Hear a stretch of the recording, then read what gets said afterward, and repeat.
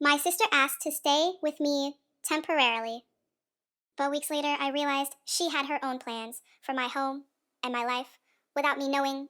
The rain hammered against the windshield as I navigated the familiar tree lined streets of our suburban neighborhood on that gray Wednesday afternoon, my knuckles white on the steering wheel because I'd left the office early, the migraine pulsing behind my eyes like a relentless drumbeat born from back to back meetings, and the gnawing unease that had been shadowing me for the past few weeks.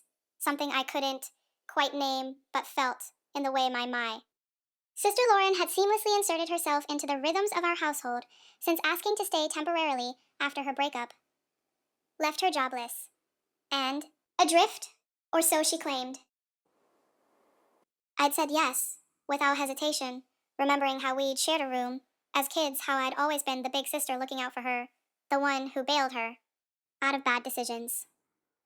But now, as I pulled into the driveway of our modest two-story home, the one Ryan and I had scrimped to buy 10 years ago, with its neatly trimmed lawn and beds, the basketball hoop Ethan practiced on daily, the usual comfort felt tainted. I grabbed my briefcase and dashed through the downpour keys, jingling in my pocket, the front door creaking open to a quiet house that smelled of fresh laundry and the cinnamon candle Lauren had lit that morning, her touches everywhere, from the perfectly folded throw blankets on the couch to the grocery list on the fridge in her looping script. Lauren, I called out, my voice echoing slightly, but silence answered, so I shrugged off my damp coat, hanging it beside hers, which now hung as if it belonged there permanently, and headed upstairs, intending to pop an ibuprofen from the bathroom cabinet and maybe lie down for 20 minutes before Ethan got back from middle school basketball practice and Ryan from his accounting firm. But as I passed the guest room door that stood slightly ajar, curiosity, or perhaps that persistent unease, pulled me inside where her laptop sat open on the desk amid scattered notebooks and a half empty mug of tea, the screen displaying an unsent email to her best friend Jess, the cursor blinking accusingly at the end of a long paragraph that my gaze locked onto against my better judgment. The words searing into my brain like acid. You have no idea how perfect. This is Jess. I've been here 6 weeks, and it already feels like home. The kind I never had, with that loser ex Ryan, is amazing. He listens when I talk about my dreams and yesterday. He said he wishes I could stay longer because things have been so much easier with me helping out Ethan. Adores me too, calls me his favorite aunt, and asks if I can come to his games instead of her. She's always so distracted with work anyway. I think if I play my cards right, I can make. If I play my cards right, I can make. This permanent, she's been stressed lately. I've been dropping little comments to Ryan about how she seems overwhelmed. Maybe she needs time alone, perhaps. That condo we saw online. And once she's out of the picture for a bit, I can step in fully as the one who keeps this family together, this house, this life. It's everything I've wanted, and she doesn't even see how much better it could be without her constant criticism and late nights at the office. I've even started looking up therapists, too, suggest for her own good, to plant the idea that she's the problem, not me. Don't worry, I'm being careful she has no clue my plans are coming. Together beautifully, this could be my second chance at the family I deserve. The laptop's glow illuminated the betrayal in stark black and white, and I felt the world tilt the air sucked from my lungs as nausea rose sharp and bitter in my throat, my hands shaking as I scrolled up to earlier messages, revealing a pattern, weeks of calculated observations, day 14. Ryan complimented my pasta, said it was better than hers, day 21. Ethan cried to me about her missing his recital, each entry a knife twist, exposing how my own sister had been documenting her infiltration, turning our everyday acts of kindness into ammunition for her secret agenda to claim my home, my husband, my son, as if I were expendable, a glitch to be fixed in her vision of domestic bliss. The guilt crashed over me then. hot and suffocating for having welcomed her in so blindly after her tearful plea on the phone. That night, 2 months ago, I have nowhere else. Sis, just until I get on my feet. I'd ignored the red flags, the way she eyed our life with envy. During visits, the subtle digs at my career. The late nights I spent on my laptop while she bonded with Ethan over video games, or helped Ryan with yard work, now all recontextualized as strategy. Anger bubbled up, fierce and protective, pushing the tears aside as I heard her footsteps on the stairs and she entered the room, her blonde hair damp from a shower, her face lighting up, then freezing when she saw me at the laptop. "What the hell are you doing?" she demanded. But her voice wavered the color, draining from her cheeks as realization dawned. "Reading your little manifesto, Lauren." I spat the words, tasting like venom, about how you're going to push me out of my own family. Take my place in this house like some replacement part. How long have you been plotting this behind my back? While I was at work, paying the mortgage that keeps this roof over your head, she stammered, stepping forward, hands raised. "It's not real, it's just me." Venting, I was drunk when I wrote that last one, feeling sorry for myself. "You know how hard it's been for me. I would never actually try to steal your life. I love you and Ryan and Ethan. This is all a misunderstanding. Please delete it. Let's forget this." But her plea fell flat against the evidence. The raw pain of her words, echoing in my mind the way she'd woven herself into our Netflix nights, the school. Runs the morning coffees where she'd chat with Ryan about his stresses while I rushed out the door now. All poisoned. Just then, the garage door rumbled open, signaling Ryan's early return from the rain-slicked commute, and as he climbed the stairs, calling, "Honey, you home?" Early, too. He walked in on the scene, my rigid stance, Lauren's tearful eyes, the glowing screen, and his brow furrowed in confusion. "What's happening here?" "You two look like you've seen a ghost." I turned to him, the betrayal spilling out in a torrent. "Your sister-in-law has plans. Lauren has been scheming to take over our home, our life, she thinks. Ethan and you would be better off if I just disappeared, conveniently out of the picture. She's been planting seeds making me look like the bad guy. The bad guy. The absent mom. The stressed wife while she plays house." Ryan's face paled, his eyes darting between us. "Lauren, is this true?" he asked quietly, the hurt in his voice mirroring mine, and she broke down sobbing. "I didn't mean it that way, it was fantasy from my depression. I swear I'd never hurt the family." The argument escalated in hushed, intense tones to avoid Ethan hearing when he arrived soon. The air thick with accusations and defenses, the everyday details. Now, sharp reminders, the half-made sandwiches on the counter for Ethan's snack, the laundry basket with mixed clothes of all of us, the phone notifications, pinging with work emails I ignored because this crisis demanded my full, shattered attention. By the time Ethan bounded in backpack, thudding wet shoes, tracking mud, his excited, "Hi, Mom. Hi, Dad. Hi, Aunt Lauren. What's for dinner?" cut through the tension, like a blade forcing us to improvise. "Aunt Lauren is going to stay at a hotel tonight, buddy. She's not feeling well." I managed my voice cracking slightly, the lie bitter on my tongue. As his face fell, the innocence in his eyes adding layers to my grief, the fear that this revelation might scar him too, the guilt that my busyness had perhaps made Lauren's words ring true in small ways. That night, after Lauren packed an overnight bag and left in a taxi with promises to talk tomorrow, the house felt hollow, Ryan and I sitting across the Polo. Kitchen island, the rain, now a soft patter, the untouched takeout Chinese food growing cold between us. The silence, heavy with the weight of what I'd uncovered, the shock giving way to a profound sadness for the sister I'd lost in that moment, the anger at her audacity, the cautious questions I posed to. "Ryan, did you notice anything? Did you say things that made her think this was possible?" His denial sounding sincere, but the seed of doubt planted the first cracks in the foundation of our marriage, appearing as we retreated to separate sides of the bed. That night the trust fractured, the pain raw. And, unrelenting, yet beneath it all, a fierce determination to protect my home, my life, from being rewritten without me knowing the confrontation, marking the confrontation, marking beginning of a truth I wished I'd never learned but now had to face head on. That first full night after the discovery stretched into something unrecognizable. The house, settling around us with unfamiliar creaks and sighs, as if it, too, were holding its breath, waiting for the next fracture.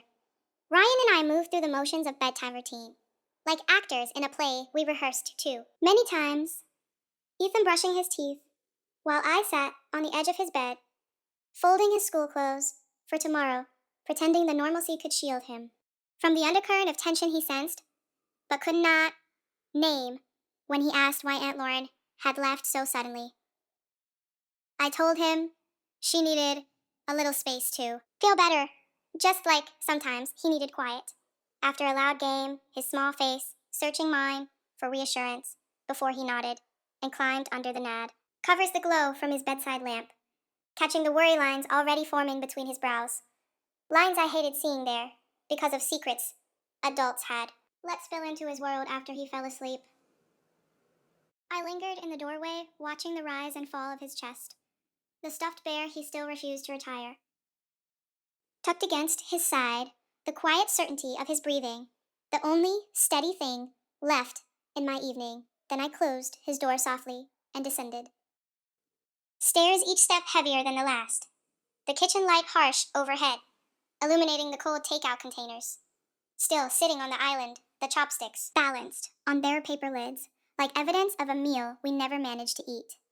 Ryan stood at the sink, rinsing plates we hadn't used, the water running longer than necessary.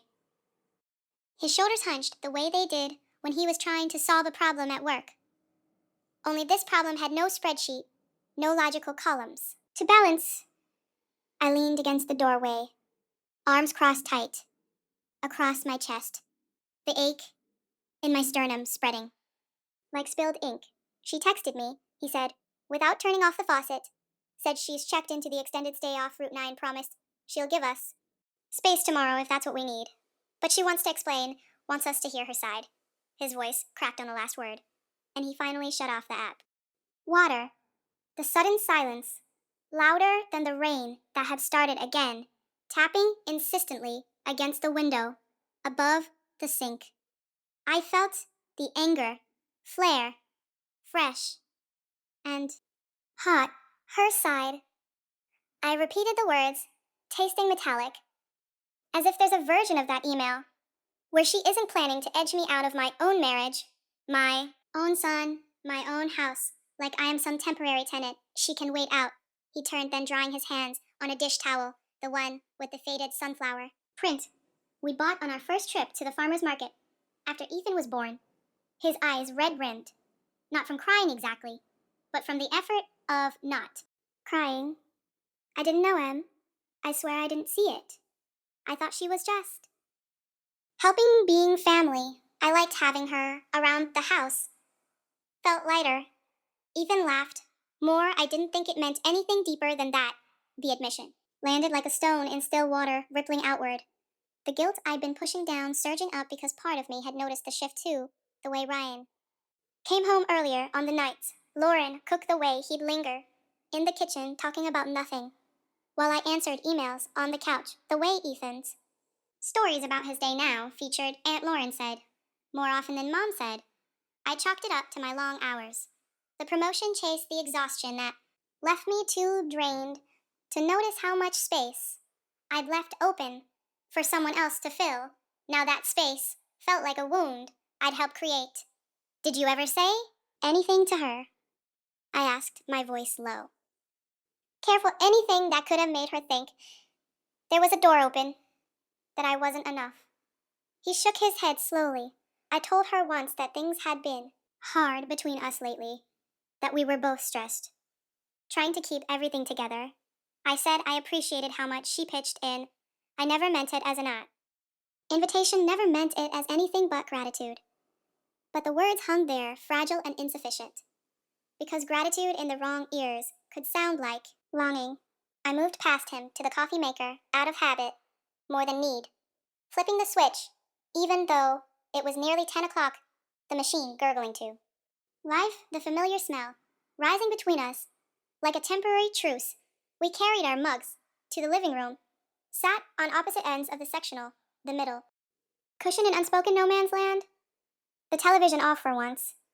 No Netflix queue to hide behind just the two of us, and the truth we couldn't look away from. I told him everything. The earlier journal entries I'd scrolled through in those stunned minutes. The day 3 note about how Ryan's laugh sounded different when. She told a joke. The day 17 observation that Ethan asked her to help with his science project instead of waiting for me, the meticulous record of small domestic victories she'd claimed as proof she belonged here more than I did. Ryan listened, head bowed, hands wrapped around his mug, the steam curling up past. His face, I feel sick, he said finally, thinking she was watching us like that, turning every normal moment into ammunition. I trusted her. I let her in. Because she was your sister? Because I thought family was supposed to be safe. The rawness in his voice cracked something open inside me. Not forgiveness. Exactly. But recognition we were both bleeding from the same betrayal. Different cuts, but the same blade. I set my untouched coffee on the side table. The ceramic clicking against wood. I keep replaying. Every dinner, every school pickup, every time she offered to. Stay late with Ethan, so I could finish a deadline, wondering which ones were genuine and which were calculated. I hate that I can't tell anymore. Tears came. Then, not the dramatic sobs of movies, but the quiet, steady kind that burn behind the eyes and slide down without fanfare. Ryan reached across the divide, hesitated, then let his hand rest on mine, the contact tentative, the first physical bridge since I'd read those words, his thumb brushing once across mine. Knuckles, a small, uncertain gesture that carried the weight of 10 years of mornings waking up beside each other, arguments patched with apologies, lazy. Sunday's coffee runs the life we'd built, brick by ordinary brick, now trembling under the strain of one person's hidden agenda. We didn't speak for a long time, the rain drumming a steady rhythm on the roof, the clock on the mantel ticking past 11, then midnight. Eventually, I stood, my legs stiff, my back aching from tension. I'm sleeping in the guest room tonight. I said, not cruelly, just stating a fact, needing distance, needing to breathe air that didn't carry the scent of his aftershave, mixed with Lauren's shampoo, still lingering on the towels. He nodded, didn't argue, didn't beg, just watched me climb the deb. Stares the way he used to watch me when I was pregnant with Ethan, when every movement seemed fragile and miraculous in the guest room. I stripped the sheets.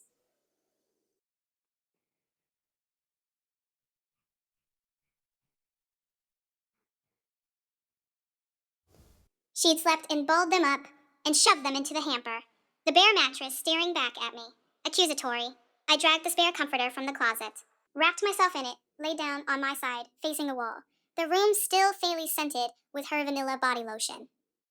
The file latest spreads, bedside clock glowing 12:47. The numbers blurring as exhaustion finally overtook the adrenaline. I thought of Ethan sleeping down the hall, oblivious, for now, of the fault lines running through the house, of the conversations we'd have to have, soon, of the trust we'd have to rebuild, piece by painful piece, I thought. Of Lauren alone in a sterile hotel room, probably crying into a thin pillow, maybe telling herself the same story she tried to sell us, that it was all misunderstanding a moment of weakness, depression, talking, not her heart. I wanted to believe that version, wanted it so badly, my chest hurt with the effort. But the words on that screen kept resurfacing, cold and deliberate. No amount of tears could erase them. Sleep came in fragments, shallow and restless dreams, of empty rooms, doors closing behind me. The sound of laughter I couldn't reach when I woke just before dawn.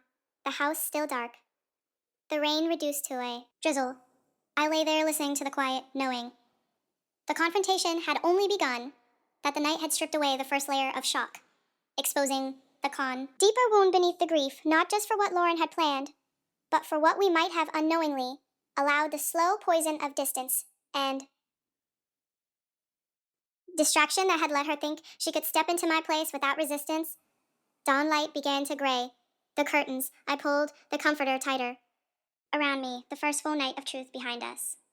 The long, uncertain road of facing it ahead.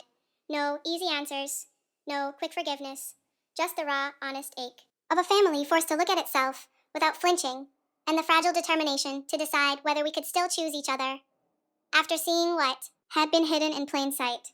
The next morning arrived brittle and cold, the kind of February day where the sky looks like wet concrete and the air bites at your knuckles when you reach for the mailbox.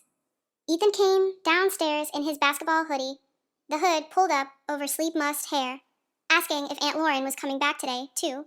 Help with his history project on the American Revolution. I felt the question land like a small stone in my stomach, smooth and heavy. I poured cereal into.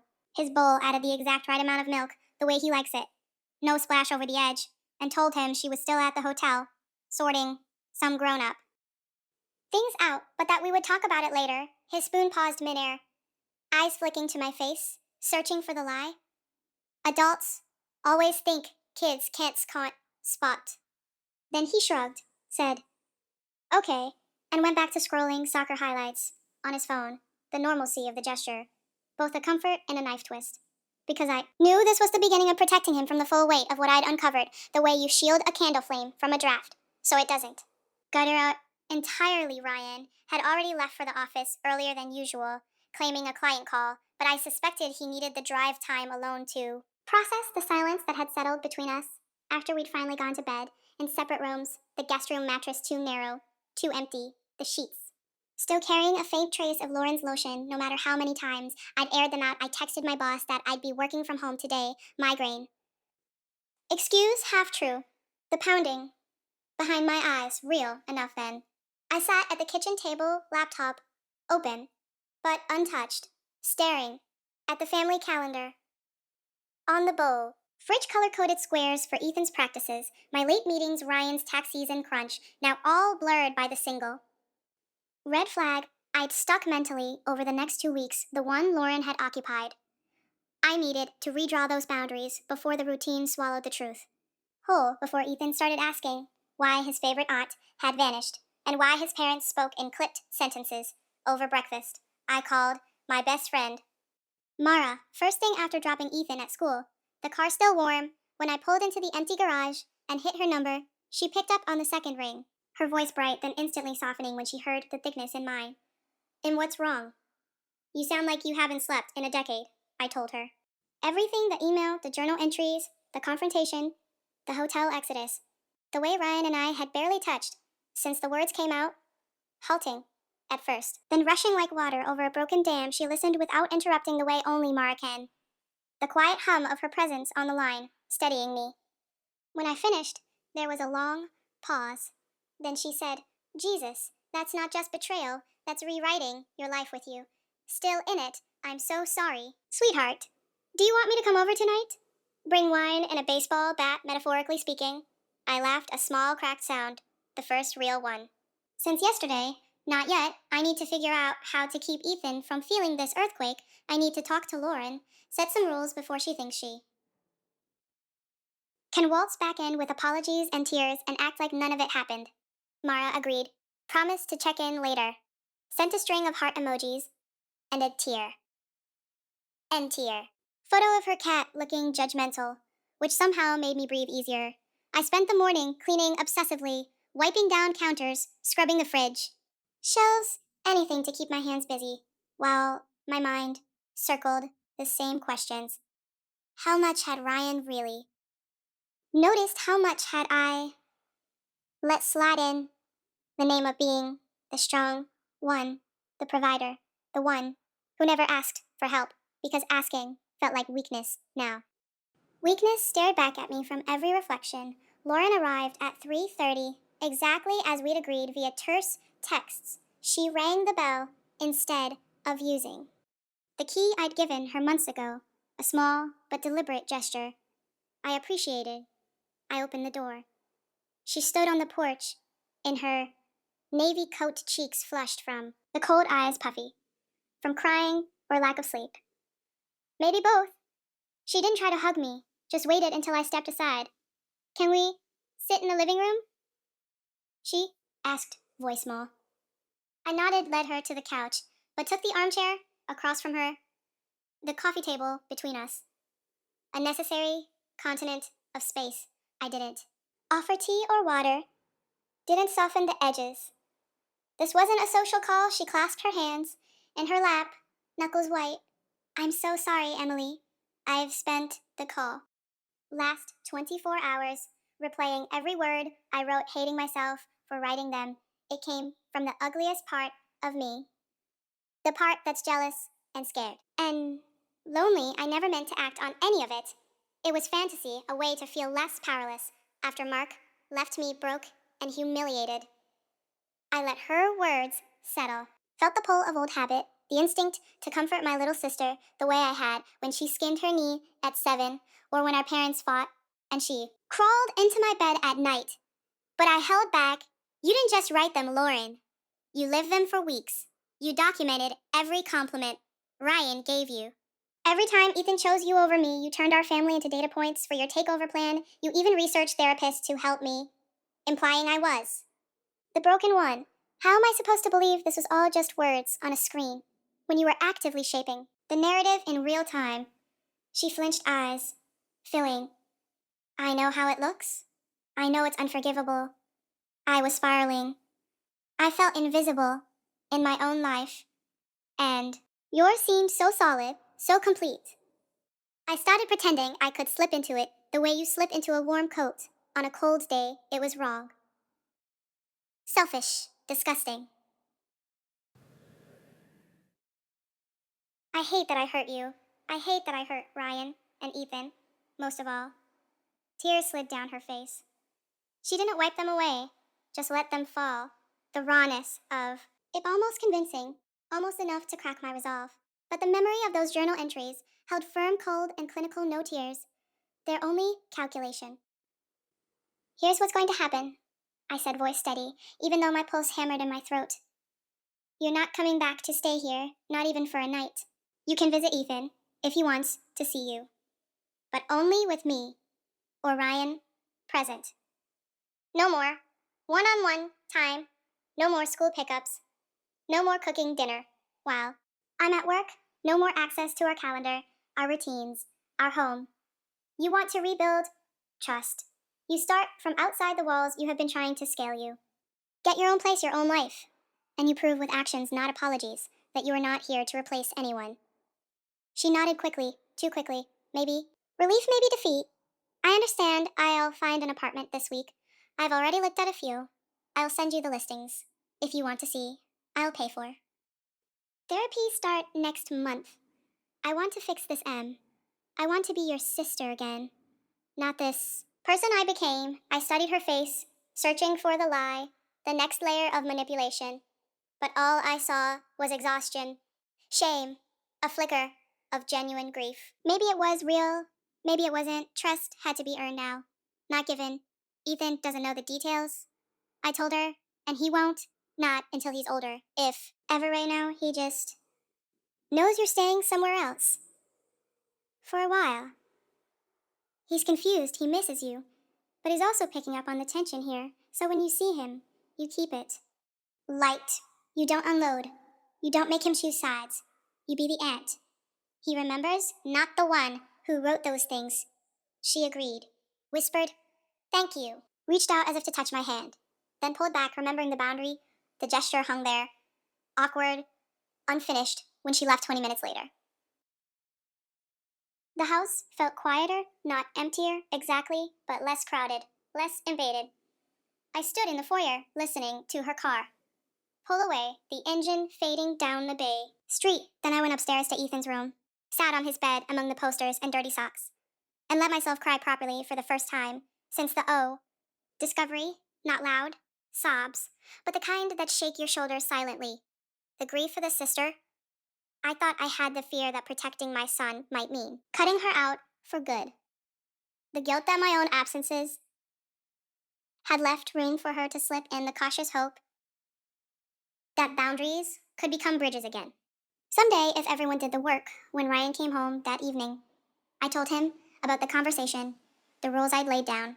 He listened, standing in the big doorway, tie loosened sleeves rolled up, exhaustion etched around his eyes when I finished. He crossed the room, sat beside me, on the couch, close enough that Our thighs touched the first voluntary contact since the night before. I'm proud of you, he said quietly. That took strength I don't know if I could have. Done it. I leaned my head on his shoulder. Just for a moment, the familiar scent of his shampoo grounding me. We're not fixed, I murmured, but we're starting. To draw the lines again, the ones that keep us safe. He nodded, wrapped an arm around me, tentative. Careful we stayed. Like that until Ethan called from upstairs, asking if dinner was ready, the ordinary question, pulling us back into the rhythm of family life, scarred now, but still moving forward. One guarded, careful step at a time. The weekend after Lauren left felt like the first real breath I'd taken in weeks, the house quieter, without her footsteps, padding down the hallway at odd. Hours without the soft clink of her spoon against the coffee mug. She always used the blue one, with the chipped rim I'd bought her years ago as a joke. About her being the family klutz, now the absence of those small sounds echoed louder than any argument we'd had. I woke early Saturday morning. The February, light pale and thin through the bedroom blinds. Ryan, already up. I could hear him downstairs moving plates, the familiar rhythm of him making pancakes, the cleared sizzle of batter hitting the pan, a Saturday ritual we had kept alive even through the busiest seasons. Ethan still asleep, upstairs, his door closed tight. I slipped into yoga pants and a hoodie, padded down to the kitchen, barefoot, the tile cold against my soles. Ryan stood at the stove, spatula in hand, shoulders. Relaxed for the first time in days when he saw me, he offered a small, tired smile.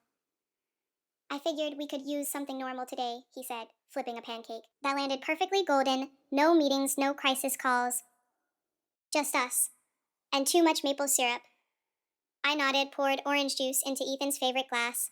The one with the cartoon astronauts. The small domestic act. Grounding me more than any therapy session could have. I hadn't booked one yet. Though, the thought circled constantly like a plane waiting for clearance. I needed space. First needed to feel the shape of my own life again, without Lauren's shadow stretching. Across it after breakfast, Ethan bounded down in pajamas, asking if we could go to the trampoline park. The one with the foam pits and dodgeball courts, his. Voice bright enough to crack the lingering heaviness. Ryan glanced at me, eyebrows raised in silent question. I said, yes, because saying no felt like punishing him for something he hadn't done. We piled into the car, the heater blasting warm against the chill. Ethan, chattering about a new trick he wanted to try the radio, playing low indie folk, the kind Ryan liked when he drove. I stared out the window at the passing. Strip malls, the coffee shops, with weekend lines, the ordinary landscape of our suburb. Suddenly precious because it was ours, uncontested, at the park I sat on. The bench with my phone in my lap, watching Ethan launch himself into the foam pit, laughing so hard he could barely climb out. Ryan joined him, eventually. Shedding his jacket sleeves, rolled up the two of them, bouncing in sync, father and son, moving together in a way that made my throat tighten with something close to gratitude mixed with guilt that I'd let work pull me away from so many of these moments. I texted Mara while they played. Told her I was taking the weekend to think. She replied instantly. Good go. Breathe. Don't decide anything big today. Just be with your boys. The words simple, but they landed soft. I pocketed the phone and joined them on the trampolines. Awkward at first, my body stiff from desk hours. But soon, I was laughing too, jumping higher than I had. In years, the impact, jarring loose. Some of the tightness in my chest when we got home, sweaty and starving. We ordered pizza, the good kind with extra cheese, and sat on the living room floor, picnic style Ethan, telling stories between bites about his friends at school, the way one kid had tried to do a backflip and landed on his face. We laughed until our sides hurt, the sound filling the room like it hadn't in months after Ethan went upstairs to shower Ryan and I. Cleaned up in companionable silence, side by side at the sink, the way we used to, before life got so loud he dried it. Last plate set it in the cabinet, then turned to me, leaning against the counter. I've been thinking, he said carefully, about what you said about boundaries. About starting over from outside the walls. I agree with all of it. But I also think we need some rules for us, too. Transparency. No more assuming the other person knows what's going on, no more letting weeks go by without really talking. I nodded, feeling the truth of it. Settle. I want access to everything, if. We're rebuilding trust, phone passwords, location sharing. If it helps calendars open no secrets, even small ones. He exhaled slowly. I can do that. I want that, too. I hate that she made me question whether I'd given her signals. I didn't mean to I need you. To know there was nothing there. Never anything romantic, never anything close. Just appreciation for help that I should have directed toward you. Instead. The honesty in his voice, raw and unpolished, made my eyes sting. I reached out, touched his forearm lightly, the first intentional contact I'd initiated since the discovery. I believe you, I said, and meant it. But belief isn't trust, trust has. To be rebuilt every day for a while, maybe longer. He covered my hand with his. Then we rebuild it every day. Starting now, we spent the rest of the evening planning the practical things. Lauren's key returned by mail. She'd texted earlier, offering to drop it off. I'd said no better to keep distance. She'd agreed. Quickly, too quickly, perhaps. But I let it go. For now. We changed the garage code, updated the home security app, added two-factor to shared accounts. Small. Concrete steps that felt like reclaiming territory. Sunday, I drove alone to the lake, 20 minutes away. The one with the walking path and the bench where Ryan and I used to sit when Ethan was a baby and we needed 5 minutes of quiet. I parked, walked the loop. Twice, the wind sharp off the water, carrying the smell of damp earth and pine. My phone stayed in my pocket. No checking work email, no scrolling Lauren's socials to see if she posted anything cryptic. Instead, I sat on our old bench, pulled my knees up, and let myself feel everything the day. Anger still simmering, the grief for the sister. I'd lost the fear that Ethan might one day learn the truth and look at me differently, the cautious flicker of hope that Ryan and I could come through this, not just intact, but changed for the better, deeper, because we'd had to choose each other again, deliberately. When I got home, the house smelled of coffee. Ryan had made a fresh pot.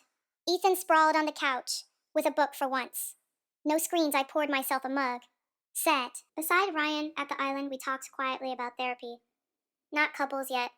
Individual first, so we could each untangle our own knots before trying to weave. Then back together. He'd already looked up a few psychologists, printed out profiles, left them on the counter for me to see later. Practical gestures that meant more than grand declarations.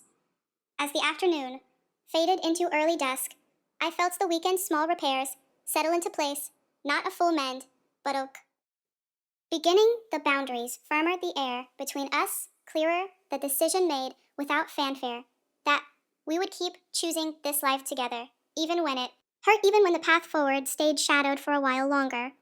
When Lauren texted that evening, asking if she could FaceTime Ethan tomorrow, just to say, hi, I replied. Yes, but only if Ryan or I were in the room. The whole time she agreed, no argument, no pushback. A tiny sign, perhaps, that she understood the new rules, or at least respected them. For now, I didn't know if forgiveness would ever arrive, fully formed.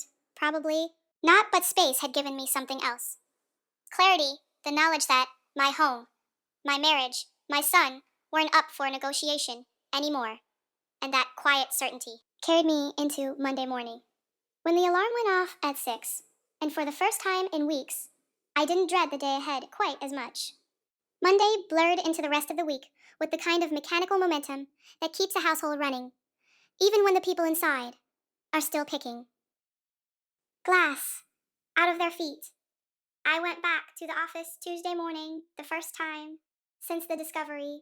The fluorescent lights, harsher than I remembered. The open plan chatter grating against nerves already raw. My boss asked if the migraine had passed. I nodded, smiled tightly, said it was mostly gone, the lie. Easier than explaining the real ache, the one that settled behind my ribs, and refused to budge. Ryan texted me, mid-morning, a simple, thinking of you, followed by a photo of his coffee mug, the one I'd given him last Father's Day with Ethan's handprint baked into the ceramic, the small gesture landing. Softer than words could have, I replied with a heart emoji, then stared at the screen until the pixels blurred, realizing how much I'd missed these quiet check-ins. Before Lauren's presence had filled every gap with noise and obligation, by Wednesday I'd booked the first individual therapy appointment, Dr. Elena Marquez, a psychologist whose website listed specialties in family betrayal, trauma, and attachment wounds. Her headshot, calm, dark eyes behind wire. Frames no fake smile, just steady presence. I chose her. Because she offered virtual sessions and because her intake form asked blunt questions about what brought you here today, and I answered honestly, my sister tried to take over my life while living under my roof. I found out by reading her unsent email, and now I don't know how to trust anyone, including myself. The cursor blinked for a long minute before I hit submit Thursday evening, after Ethan's homework, and dinner cleanup. I sat in the guest room again, the one I'd claimed as temporary refuge. Since that first night, the bare walls, the single lamp casting long shadows. I propped my laptop on a pillow, joined the Zoom call 5 minutes early. Dr. Marquez appeared right on time. Background, a soft gray bookshelf behind her. Emily, it's good to meet you. Tell me whatever feels right to start with. Her. Voice low, warm. Without being syrupy, I started with the email, the words I could still recite from memory, the way they'd rewritten every shared laugh, every helping hand into something sinister. I talked about the guilt that followed, how I'd replayed every late night at work, every missed bedtime story, wondering if my absence had handed Lauren the keys. I cried more than I expected, not dramatic heaving sobs, but the slow leaking kind that leaves your face hot and your throat tight. She listened, nodded, asked gentle questions. What part of her plan hurts the most? The idea that she wanted your husband, your son? Or the fear that some of it might have felt true to them? The question pierced clean through. I swallowed. Both. I think the worst is imagining Ryan looking at her the way he used to look at me. When we were new parents, exhausted but happy, or Ethan choosing her stories over mine. Because she was there and I wasn't, it makes me feel replaceable. Like I was always one promotion away from being optional. We spent the rest of the hour unpacking that word optional, how it had burrowed in from childhood, when our parents praised Lauren's charm while I got the steady, reliable sticker, how I'd built a career to prove I was indispensable only to discover indispensability could still be questioned. Dr. Marquez suggested small experiments in vulnerability. Nothing grand, just noticing when I wanted to pull away and naming it out loud to Ryan instead of swallowing it. I left the session, lighter not fixed but unknotted, in places I hadn't realized were tangled. Friday night Ryan suggested take out Thai from the day. Place we used to go to on date nights before Ethan the restaurant still did the same crispy spring. Rolls the same yellow curry that made the kitchen smell like lemongrass and comfort. We ate on the couch, Ethan between us, cross-legged, on the floor, with his plate balanced on his knees, watching a nature documentary about penguins. The narrator's voice, a soothing drone. Ryan's knee pressed lightly against mine under the throw blanket, not insistent, just present. I let it stay there. Felt the warmth seep through denim, a small permission, granted to my own body, to remember touch without suspicion. After Ethan brushed his teeth and climbed into bed, reading his flashlight under the covers, comic Ryan and I lingered in the hallway outside his door, the house settling into its nighttime creaks. How was therapy? He asked quietly, hands in his pockets the way he did when he wasn't sure if he was allowed to ask. I leaned against the wall, arms folded loose. Hard, good, hard, she made me say out loud that I'm scared of being optional to you and Ethan. I've never said that before, not even to myself. He exhaled, slowly, stepped closer. Careful, you're not optional, Em. You never were. I got lazy. I let the routine carry us instead of choosing you every day the way I did. When we first met, I'm sorry for that part. His apology. Simple, no excuses, no deflection. I felt something loosen in my chest. Not forgiveness exactly, but the beginning of space where forgiveness might grow. I med, trying to believe that I said, trying to believe I can choose us again too, without waiting for proof that I won't be pushed aside. He nodded, reached out, brushed a strand of hair behind my ear, the touch so light I almost didn't feel it yet. It registered deep in my sternum, like a door creaking open after. Months locked, one choice at a time, he murmured, then dropped his hand, stepped back, giving me room to breathe. I went to bed in our room that night. First time since the discovery, the mattress dipping under his weight. Familiar the way his breathing evened out beside me, not touching, but close enough to. Feel the heat of him under the comforter. I lay awake, longer than he did, listening to the house, the distant hum of the fridge, the occasional car passing on. The wet street, thinking about the small vulnerability acts I'd promised myself. I'd try telling him when I felt jealous of the ease Lauren had found with. Ethan, instead of hiding it, asking him to sit with me on the couch for 10 minutes after Ethan's bedtime. No phones, just us, even if we didn't speak the next. Morning, I woke to coffee already brewed, the mug waiting on the counter, with a sticky note in Ryan's neat handwriting. Choosing you today, no hearts, no. Flourish, just the fact of it, plain and steady. I carried the mug to the window, watched the neighbor's dog chase, its tail in the yard, the sky a thin winter blue, and for the first time in weeks, the ache behind my ribs felt less like a wound and more like a bruise. One that still hurt when pressed, but was already fading at the edges. Saturday, I texted Lauren. A short message. Ethan would like to FaceTime you tomorrow. Afternoon, if you're free, we'll be there the whole time.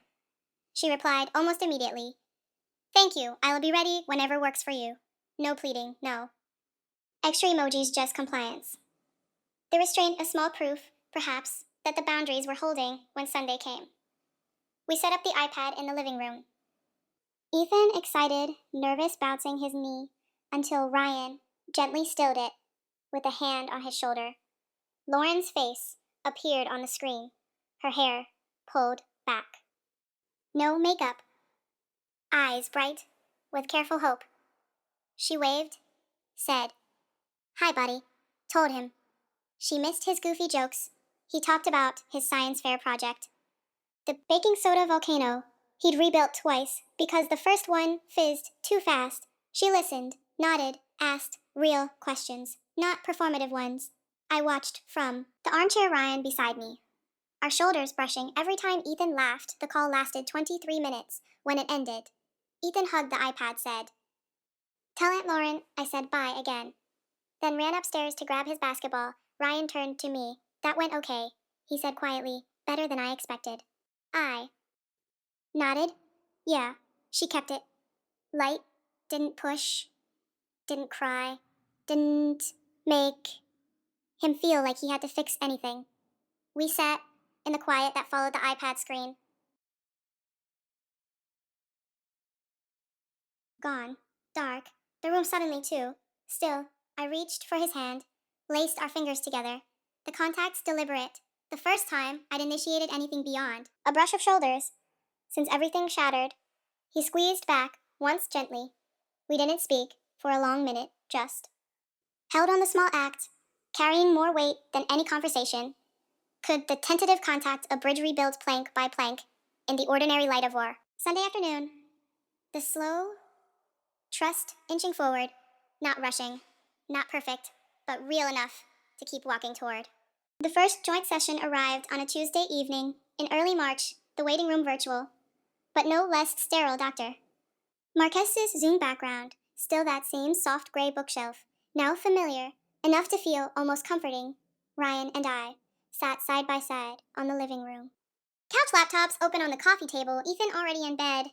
After a quick goodnight story about astronauts and black holes, the house hushed except for the low hum of the furnace kicking on against the lingering winter chill. We'd agreed on couples therapy.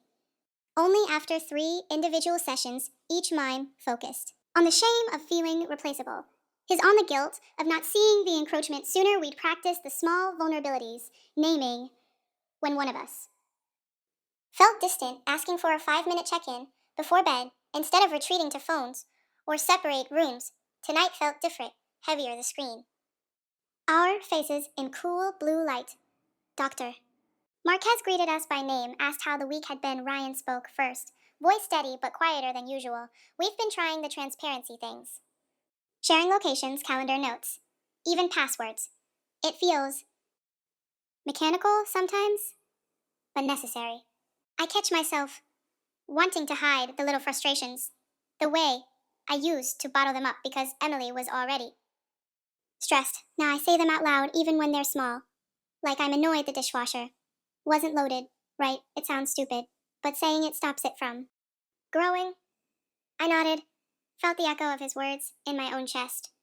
I have been noticing when I want to pull away, when I see him laughing at something on his phone, and wonder if it's a message from her, even though she's respected the boundaries, even though she's only texted about Ethan visits.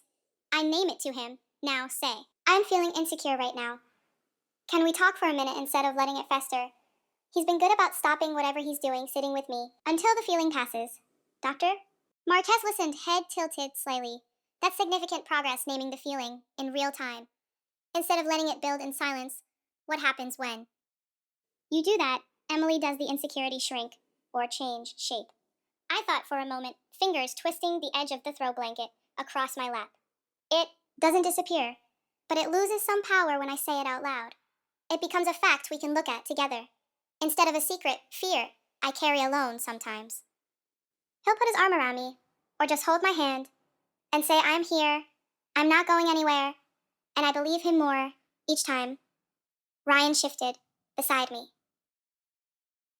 our knees, touching under the blanket, the contact deliberate now, not accidental. I've started seeing how much I leaned on Lauren for the easy parts, the listening, without fixing the casual affection. Because things between us had gotten so task oriented, kids, schoolwork, bills. I didn't realize how much emotional labor I'd outsourced until she weaponized it. I'm trying to bring that back to us, asking Emily how her day really was, not just the bullet points, but how it felt sitting with her when she's tired. Instead of jumping to solutions, the words hung there, vulnerable, in a way I hadn't heard from him since our early years. Together. Doctor. Marcus nodded. You're both describing a shift from parallel lives to something more interwoven. What deeper issues do you think allowed the betrayal to take root, not just Lauren's actions, but the conditions in your marriage that made space for them? Silence stretched a beat too long. Then I spoke the truth. I circled in individual sessions but hadn't fully voiced here. I stopped asking for what I needed because I didn't want to seem needy. I told myself being the strong one, the one who handled everything, was how I earned my place. When work got intense, I pulled back emotionally to protect myself from feeling like a burden. And in that space, Lauren stepped in with warmth. No strings, no expectations, at least that's what it looked like. Ryan felt seen in ways I'd gaw. Stop making time for. Ryan exhaled slowly, and I let her, because it was easier than admitting we were drifting. I told myself it was temporary, that once tax season ended or Ethan season wrapped, we'd reconnect, but temporary became months.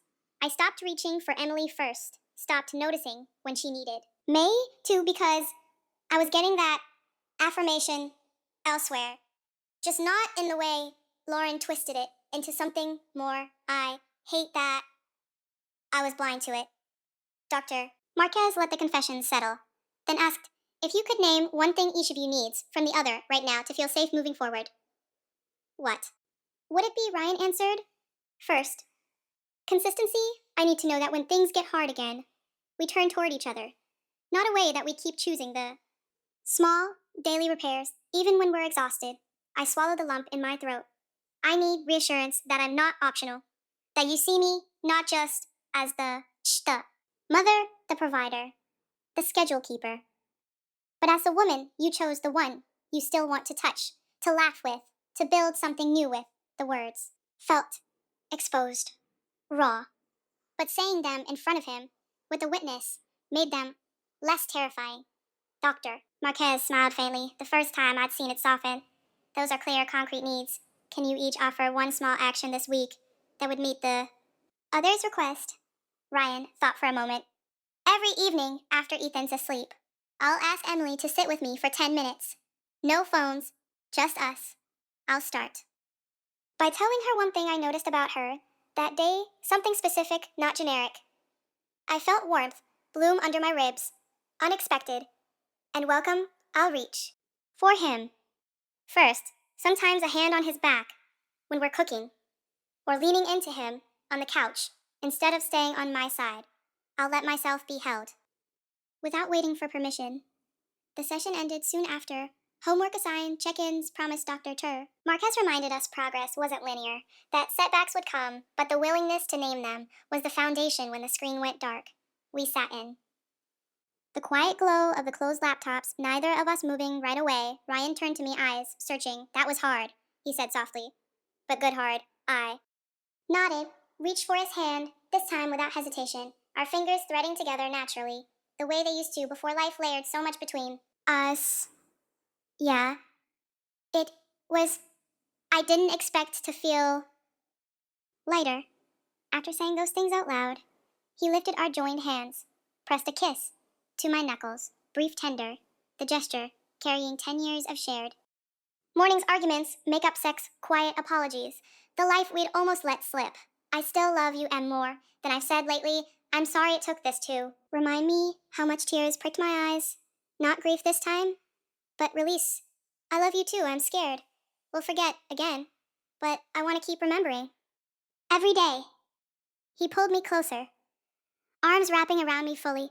The first real embrace since the night. Everything shattered. I let myself sink into it, cheek against his shoulder, breathing in the familiar scent of his laundry detergent, mixed with the day's faint cologne, the tension in my body, uncoiling inch by inch. We stayed like that a long time, the house around us, dark, except for the lamp we'd left on in the hall. Eventually, we moved upstairs together, brushed, teeth side by side, in the bathroom mirror, our reflections meeting eyes occasionally small.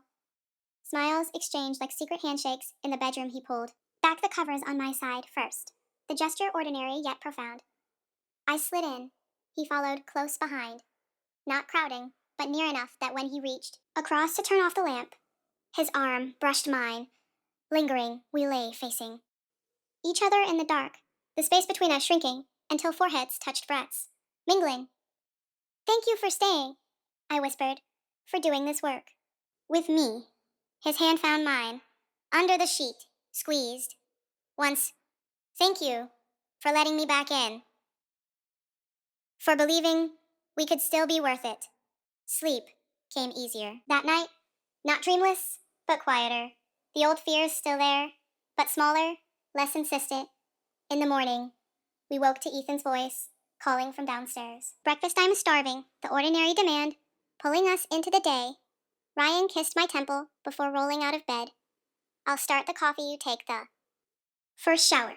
Small steps, routine, laced now, with intention. The joint conversation had named the deeper cracks, but also illuminated the mortar we could use. To fill them, tentative hand-holding in the kitchen, while scrambling eggs, a quick hug. When he left for work, the same room, no longer feeling like contested territory, but shared ground we were learning to stand on together. Against guard, deeper in places yet steadier. For it, the slow burn of reconnection. Flickering brighter, one honest, quiet moment at a time. The idea for the family weekend came from Ethan, almost by accident. One rainy Thursday in late March, when he wandered into the kitchen after school, backpack still slung over one shoulder, and asked if we could go somewhere for spring break. Just the three of us, no aunts, no work, laptops, no schedules. He said it casually, while raiding the fridge for string cheese. But the words landed with quiet force, because spring break was only 10 days away, and we hadn't planned anything beyond day trips to the science museum or the indoor trampoline park. The usual low-stakes distractions that kept the days moving without, forcing us to sit still with each other. Too long. Ryan and I exchanged a look over his head, the kind that carried entire conversations in half a second. Then he nodded almost imperceptibly, and I said yes. Let's do it somewhere with trees and a lake, maybe a cabin. Nothing fancy, just space to breathe. Ethan's face lit up the way it used to when we promised ice cream after a dentist appointment. And for the first time in months, the excitement felt unshadowed by the fault lines still running beneath our feet. We chose a state park, 2 hours north, the kind with rental cabins on a small lake trails through pine woods, and a general store that sold marshmallows and instant hot chocolate, no Wi Fi, spotty cell service. The perfect distance from everyday life without feeling like escape. We packed Friday night after dinner, Ethan folding his favorite hoodie and basketball shorts into a duffel while Ryan and I moved around each other. In the bedroom, deciding what to bring. The small negotiations. Familiar and comforting flannel shirts versus fleece, the one good sleeping bag we still had. From camping years ago when Ethan was tiny and we'd zip him between us against the cold, I caught Ryan watching me as I rolled socks into pairs, his expression soft, unguarded. This feels right, he said quietly, us choosing time together instead of letting it slip. I paused, hand on the suitcase zipper, felt the truth of it settle. Yeah, it does. Saturday morning, we drove north the highway, giving way to 2-lane roads, flanked by budding trees, the air through the cracked windows, carrying the sharp green smell of early spring. Ethan in the back seat with headphones on, humming off key to whatever playlist he'd made. Ryan's hand resting on the gear shift close enough that I could brush my fingers against his knuckles when I wanted to. No big declarations, just the quiet permission to touch again. The cabin was small, cedar sided, one bedroom, with a loft where Ethan immediately claimed the top bunk, a stone fireplace, a tiny kitchenette, and a porch overlooking the lake water, still winter dark, but rippling under a pale sun. We whipped, unpacked groceries, built a fire, even though the temperature hovered in the 50s, the crackle of logs, and the smell of wood smoke wrapping around us like an old blanket. That first evening we walked the short trail to the water's edge, Ethan skipping stones, counting how many bounces he could get. Ryan and I, trailing behind, hands linked loosely, the contact natural, now not forced. When Ethan ran ahead to chase a squirrel, we stopped at a fallen log, sat close. Enough that our thighs pressed together. I keep waiting for the other shoe to drop. I admitted, staring at the lake for something to remind me why I shouldn't trust this again. Ryan squeezed my hand. I feel it too, like we're on probation with ourselves, but every day we show up, it gets a little less loud. The fear. Ethan called us over, then waving a perfect flat stone. We joined him, took turns skipping rocks, laughing, when mine sank. After one pathetic hop, Ryan's went 6, Ethan's 7, the competition light. Silly, the kind of moment that feels ordinary until you realize how much you almost lost it. Dinner was hot dogs roasted over the fire, marshmallows blackened on sticks, gooey insides dripping onto paper plates. We ate on the porch. Wrapped in blankets, Ethan telling ghost stories he'd learned from a YouTube channel, his voice dropping dramatically on the jump scare parts. Ryan and I, exchanging amused glances over his head, the night air cold enough to see our breath, but the fire warm against our shins. Later, after Ethan climbed the ladder to his bunk, complaining that his stomach hurt from too much sugar, we sat by the dying embers, Ryan's arm around my shoulders, my head on his chest, listening to his heartbeat, steady, reliable. I want more of this, I said softly. Not just weekends away, but the version of us that chooses each other even when it's inconvenient. He kissed the top of my head. Me too. We're getting better at it, I think. Noticing when we start to drift and pulling back toward each other before the gap gets wide. Sunday, we hiked the longer loop trail. 3 miles, mostly flat, but muddy in spots. Ethan leading the way, stick in hand, poking at interesting rocks. Ryan and I walking side by side, sometimes. Silent, sometimes, talking about small things. The new client he'd landed at work, my upcoming performance review. The way Ethan's jump shot had improved since he started practicing every afternoon after school. Halfway through the trail, we stopped at an overlook. The lake spread below us like dark glass framed by pines. Ethan ran to the edge, pointed out a pair of ducks paddling near the reeds, then turned back to us, grinning. This is the best spring break ever. The declaration, simple, unguarded, hit me square. In the square, in the chest because it was true, not because everything was perfect, but because we were here together, choosing it, choosing each other. The rest of the day passed. In lazy rhythm canoe rental on the lake, Ethan, in the middle giggling every time we rocked the boat. Ryan and I, paddling in rhythm laughing when water sloshed over the side, soaking our jeans back at the cabin. We napped in the afternoon, Ethan sprawled on the couch with a book, Ryan and I on the bed in the case. Small bedroom door cracked, so we could hear him if he woke, the intimacy, unhurried, tentative, at first hands, exploring familiar territory with new care lips. Meeting soft slow, the way they had when we were first married, and every touch carried promise, not urgency. Afterward, we lay tangled under the quilt. Listening to rain start tapping the roof, the sound steady, soothing Ryan's fingers, tracing lazy circles on my back. I forgive her, he said, after a long silence. Not all the way, not yet, but enough to stop letting it poison what we have. I don't want to carry that weight anymore. I turned to face him, searched. His eyes saw the truth there, quiet resolution. I'm getting there too, not because she deserves it, but because I don't want to keep defining us by what she almost took. I want to define us by what we keep choosing. He kissed me again, deeper this time. The physical reconnection, carrying the emotional one hand in. Hand the forgiveness, emerging not as a sudden gift, but as something hard earned, worn smooth by days like this, won by small acts of repair, repeated until they became habit. Monday morning, we packed up slowly, reluctant to leave the cocoon of the weekend, Ethan dragging his feet, saying he wished we could stay. Another night, Ryan promised we'd come back in summer, maybe rent kayaks, bring friends the drive home, quieter than the dead. Drive up, Ethan dozing in the back seat, head against the window, rain streaking the glass. I reached over, took Ryan's hand, rested it on my thigh. The gesture. Simple, possessive, in the best way. When we pulled into the driveway, the house looked the same, yet different. The porch light we'd left on, still glowing, the head. Familiar outline.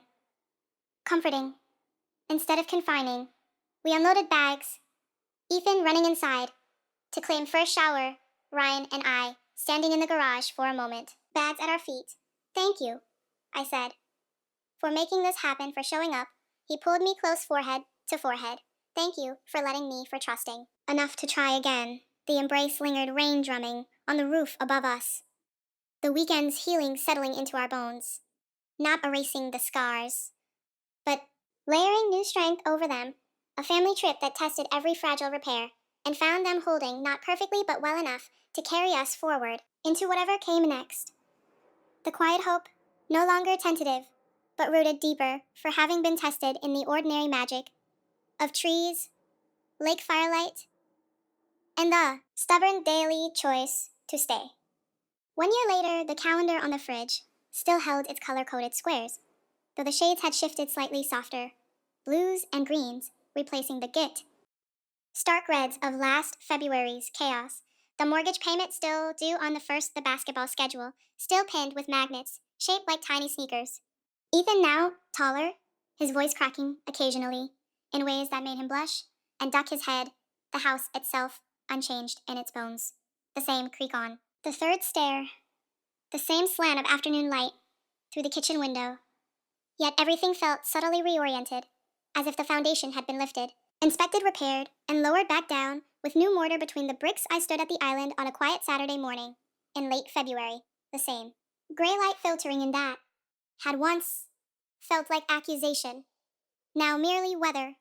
Coffee brewing, the rich, familiar smell curling through the room. Ryan at the butt, stove flipping French toast, the way he had every weekend since the cabin trip last spring.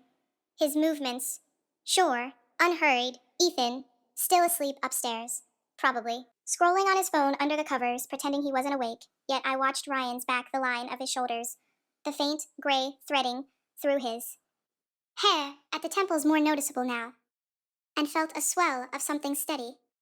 Not fireworks, but the slow burn of accumulated mornings like this. turned, caught me looking, offered the small crooked smile that had always undone me a little. What? He asked softly. Spatula paused midair. Just thinking, I said, about last year, this time, how the rain sounded different, then heavier, like it was trying to drown something out. He set the spatula down, crossed to me in 2 steps, wrapped his arms around my waist from behind chin, resting on my shoulder, the embrace easy. Familiar the way breathing is familiar. It did feel like drowning, he murmured. But we swam. We kept swimming together. I leaned back into him, let my hands cover his where they rested on my stomach. The warmth of him seeping through my sweater. The quiet certainty that this closeness was chosen, renewed daily. Not. Assumed I'd thought about the milestones we'd marked in the 12 months since the discovery, not loud celebrations, but small, deliberate ones. The day Lauren moved into her own 1-bedroom apartment 20 minutes away. The key she returned by certified mail with a short note that read only, I'm trying to be better, thank you for the space to learn how. The first time Ethan asked to see her, without prompting, we drove him there, sat in the car outside her building, while he went up for an hour of supervised time, coming back with stories about her new cat and the cookies she'd burned, but eaten anyway. The cautious rhythm we'd established visits every other weekend, always with one of us present, no overnight stays. No unscheduled drop-ins, the boundaries holding firm not. Out of spite, but out of self-preservation, the individual therapy sessions I kept monthly, sometimes bi-weekly. Dr. Marquez, calm questions. Still peeling back layers I hadn't known. Were there the couple's sessions, tapering to once every 6 weeks now. Check-ins more than. Repairs, though we still did the homework, the 10-minute no-phones evenings. The naming of small insecurities before they grew the way Ryan still left sticky. Notes on the coffee maker, some mornings. Choosing you today. Others simply love you. Plain block letters that made my chest ache in the best way, Lauren. Herself had changed, or at least the version we saw had she'd started a part-time job at a local bookstore, gone back to community college for graphic design. Classes texted only about Ethan. Unless we initiated, rarely mentioned the past. Except once 6 months ago over coffee at a neutral diner, when she looked me in the eye and said, I don't expect forgiveness, I just want you to know I'm ashamed every day of who I was. Then I'm working to make sure she never comes back. Her voice steady. No tears, no pleading. Just accountability. The rawest apology she could offer. I hadn't hugged her, hadn't said it was okay, because it wasn't fully yet. But I'd nodded, said, keep working. I see that you are, and left it there, the door cracked. Not wide open, but no longer bolted shut. Ethan knew more now. Not the full email, the meticulous journal, but enough to understand that Aunt Lauren had made choices that hurt us all, and needed time, and rules to earn trust. Again, he had asked questions in quiet moments, usually right before bed. Is she still family? Yes. I'd answered family doesn't stop. Being family, but family can break trust, and fixing it takes a long time, sometimes forever. He had nodded, accepted it the way kids do, when the answer is honest, even if incomplete. He still loved her, still lit up when she brought him to the park, or helped with art projects, but the hero worship had tempered into something more balanced, more realistic, the way all relationships eventually must this morning, as Ryan plated the French toast and Ethan finally thundered downstairs hair. Wild eyes, bright, demanding extra powdered sugar. I felt the quiet milestones settle over. Us, not a dramatic anniversary. No cake, no speeches. Just the ordinary fact of a year. Survived, rebuilt stronger in the broken places we ate at the table. Not. The island for once, the three of us, close enough that our elbows brushed Ethan telling us about the school play he'd auditioned for a minor role, but one. With lines, he was nervous, excited, Ryan, promising to take the morning off work so he could be there opening night. I watched them. My husband, my son, the two. People whose absence would hollow me out completely, and felt the scars pull tight, but not tear the pain of last February. Still there, a faint echo, when certain memories surfaced. The glow of that laptop screen, the venom in those words, but dulled now layered over with 1,000 small repairs. 1,000. Choices to stay, to rage, to forgive. Not because betrayal deserved it, but because carrying it forward would cost more than letting it go, piece by piece. After breakfast, Ethan disappeared upstairs to practice lines. Ryan and I cleared the table, side by side, hips bumping in the narrow space between counter and island.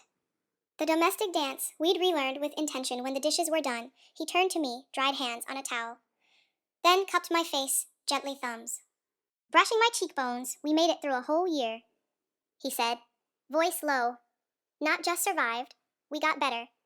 I nodded, eyes stinging. We did. We are scarred, but we're solid. He kissed me slow, deep. The way he used to when Ethan was napping and we stole moments in the way. Kitchen, the kiss, carrying gratitude, forgiveness, recommitment, all the things words sometimes fumble. I pulled back, rested my forehead against his I love you. More now than I did before, I whispered, because I know what it costs to choose this again. He smiled, eyes shining. Same I love the US. We became because of. At the US that knows how to fight for each other. We stood there a long minute, wrapped in each other, the house quiet around us, except for Ethan's muffled voice practicing lines upstairs. The rain starting again, soft against the windows. Not drowning, this time, just falling. The way rain does, washing the world. Clean in small, steady increments. Later that afternoon, we bundled into coats, walked to the neighborhood park. The one with the basketball court, Ethan. Dribbling ahead, Ryan and I trailing behind, hands, linked fingers threaded the gesture, as natural as breathing the sky, low and gray, but no longer threatening. We sat on the bench, watched our son shoot hoops the ball, arcing clean through the net. More often than not, his form improved his confidence. Quiet, but real. When he made 5 in a row, he turned, grinned at us. Thumbs up. We clapped, cheered the sound, carrying across the empty court. Simple, ordinary joy. The kind that feels miraculous after you have almost lost it on the walk home. Ethan between us, one hand in each of ours, swinging our arms like he did when he was little I. Looked over his head at Ryan, caught his eye, the shared understanding, passing wordless, we had come through fire, not unscathed, but tempered, the bond reforged. In the daily, unglamorous work of showing up, naming the hurt, choosing repair over resentment, the family we'd almost let fracture, now stronger not, because it was perfect, but because we'd seen it break and decided together to mend it, with care, patience, and the play. Stubborn, quiet hope that love, when chosen, again and again, can grow deeper roots in the very places it once cracked open.